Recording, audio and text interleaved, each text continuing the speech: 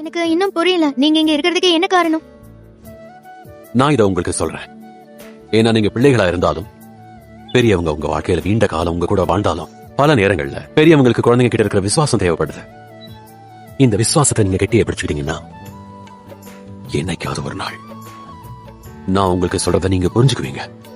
ஆனா நீ ஒரு முக்கியமான கேள்வியை கேட்டிருக்க அபிகேல். நான் இங்க இருக்கிறதுக்கான காரணம் என்ன?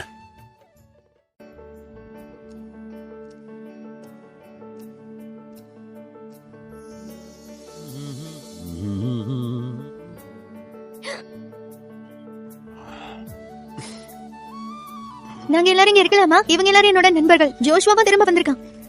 ஷலோம் அபிகேலோட நண்பர்களுக்கும் திரும்ப வந்திருக்கிற ஜோஷுவாவுக்கும். நல்ல ஒரு மாதிரி இருக்கீங்க. நீங்க ஆபத்தானவரா?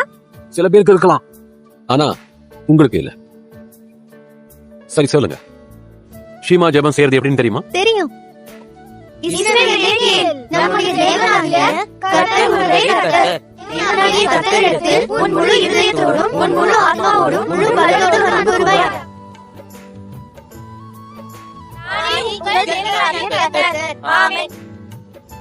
நீங்க மாணவர்கள் என்பதை விட பெரிய நோக்கம் இருக்கு. பள்ளியில இருந்து ஒருத்தருக்கு ஒருத்தர் அன்பு காட்டுறீங்க. ஆண்டவரின் வார்த்தையை எடுத்து மத்தவங்க கிட்டையும் பகிர்ந்துக்கணும். அப்புறம் வீட்டுல அப்பா அம்மா கிட்ட மரியாதையா நடந்துக்கணும். அப்புறம் ரொம்ப முக்கியமா மோசையோட சட்டத்தின் படி யார நேசிக்கணும்? கர்த்தரை முழுமையா நேசிக்கணும். தைரியமான ஜோஷ்வா, நீ ரொம்ப சரியா சொன்ன.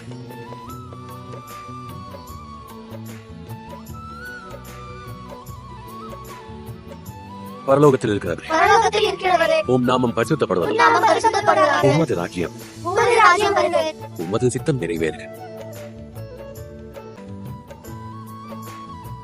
அப்புறம் நீங்க எல்லாரும் விசேஷமானவங்களா இருக்கணும். மத்தவங்களை விட வித்தியாசமா செயல்படணும். வேற யார் நீதியை விரும்புவாங்கன்னு உங்களுக்கு தெரியுமா? நீதி மற்றும் பழிவாங்குதல் பத்தி மோசையின் நியாய பிரமாணத்துல கர்த்தர் என்ன சொல்றாருன்னா, பழிவாங்குதல்ங்கிறது பழிவாங்குதல் என்னுடையது. ஆமா, சரியா சொன்ன. நல்லது, ரொம்ப நல்ல. கர்த்தர் நீதியை நேசிக்கிறார். ஆனா மேசியா ஒரு உயரமான குதிரை மேல உட்கார்ந்து ஆயுதங்கள் ஏந்தி எருசலேமுக்கு வருவார்னு எதிர்பார்க்காதீங்க. உங்கள சமாதானம் செய்யறவங்க மேல அவர் ரொம்ப மகிழ்ச்சியா இருப்பாரு, ரொம்ப நிம்மதி அடைவாரு. எனக்கு இன்னும் புரியல, நீங்க இங்க இருக்கிறதுக்கு என்ன காரணம்? அதுக்கான பதில் உங்க எல்லாருக்காகவும் தான். தேவனுடைய ஆவியானவரின் மேல் இருக்கிறார். சிறுமைப்பட்டவர்களுக்கு சுவிசேஷத்தை அறிவிக்க என்னை அபிஷேகம் பண்ணினார்.